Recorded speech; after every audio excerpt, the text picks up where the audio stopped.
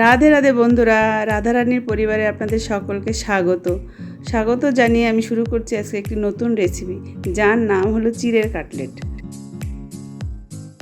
তো প্রথমেই লাগছে আলু, যেটা আমি আগে থাকতে সিদ্ধ করে রেখেছি, আর লাগছে চিড়ে, যেটা আমি ধুয়ে পরিষ্কার করে রেখেছি,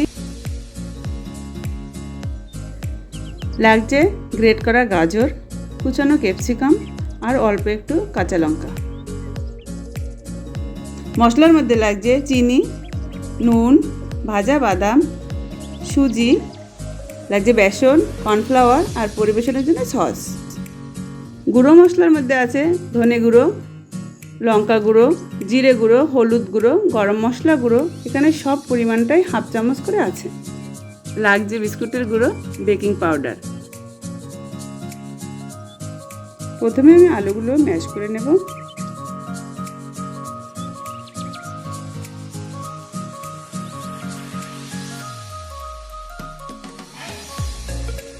এবার আলুর মধ্যে দিয়ে দেবো চিড়ে,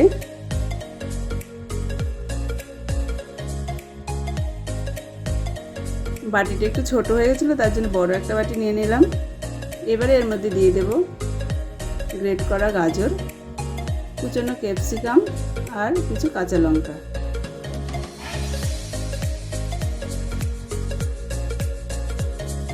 ঝালটা যার যার পরিমাণ মতো দেবেন, যে যেরকম ঝাল খাবেন সে সেরকম দেবেন। আমরা যেহেতু একটু কম ঝাল খাই তাই কম দিলাম।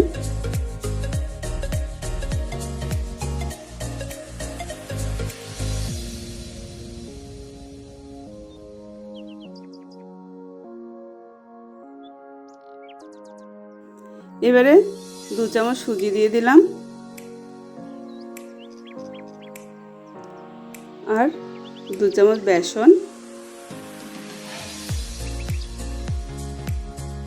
আর দেব কর্নফ্লাওয়ার 2 চামচ। এবারে আমি দেব স্বাদ মতো নুন আর ব্যালেন্স করার জন্য সামান্য একটু চিনি।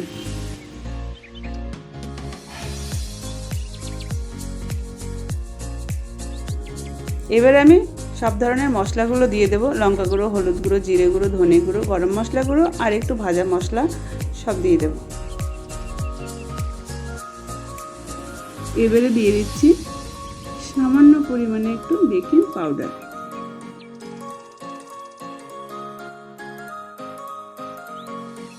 এবারে সব মিশ্রণটা ভালো করে মেখে নেব। মাখা হয়ে গেলে পরে আমি ভাজা বাদামটাও দিয়ে দেবো। আপনাদের যেটা বলতে ভুলে গেছি, যে মশলাগুলো আমি দিলাম এগুলো সবই হাফ চামচ করেই দেওয়া আছে।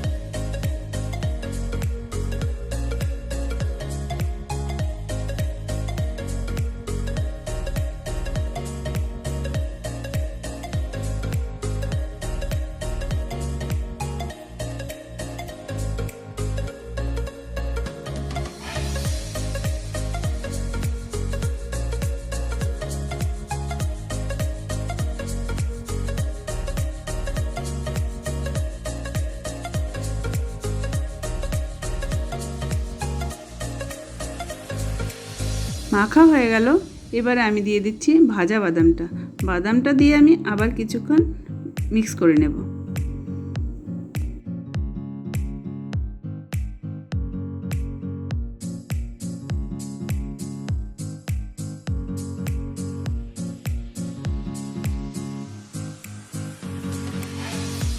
মাখা হয়ে গেছে। এবার এটাকে আমি 10 মিনিটের জন্য রেস্টে রেখে দেব। ফিরে এলাম 10 মিনিট বাদে। এবার আমি এটা থেকে কাটলেট আকারে বানিয়ে নেব। সামান্য হাতে একটু তেল মাখিয়ে নেব। তারপরে আপনারা যে যেরকম শেপ দিতে ইচ্ছুক সেরকম দিতে পারেন। আমি এরকম শেপ দিলাম।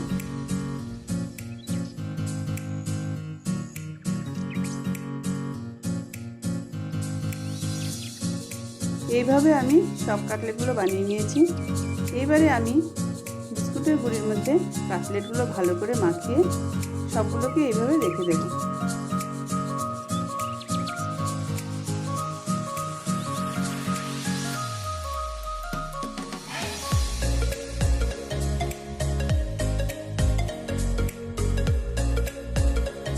সবকটা বিস্কুটের গুঁড়ো মাখানো হয়ে গেছে।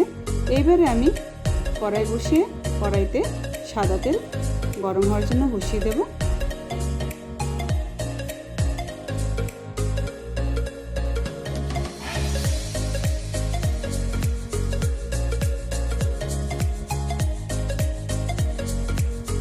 তেলটা গরম হয়ে গেছে। এবারে আমি এক এক করে সব কাটলেটগুলো ভেজে নেব, মিডিয়াম টু হাই আছে।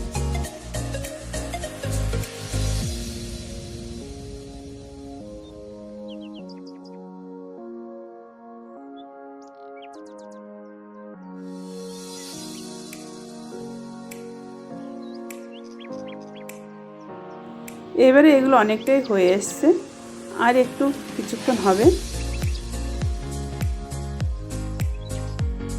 আমার কাটলেটগুলো হয়ে গেছে, এবারে আমি এগুলোকে তুলে নেব।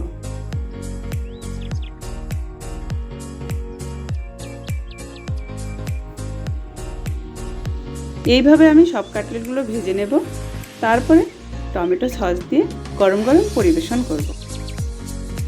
দেখুন কাটলেটগুলো কত সুন্দর হয়েছে, ঠিক যেন একদম দোকানের মতো। আপনাদেরকে আমি একটা ভেঙে দেখাচ্ছি ভেতরটা কেমন হয়েছে। এই দেখুন, গরম গরম সস দিয়ে পরিবেশন করবেন, লোক একবার খেয়ে বলবে আর একবার বানান। ভিডিওটি ভালো লাগলে লাইক করবেন। দেখা হচ্ছে নতুন একটি রেসিপি নিয়ে। রাধে রাধে বন্ধুরা।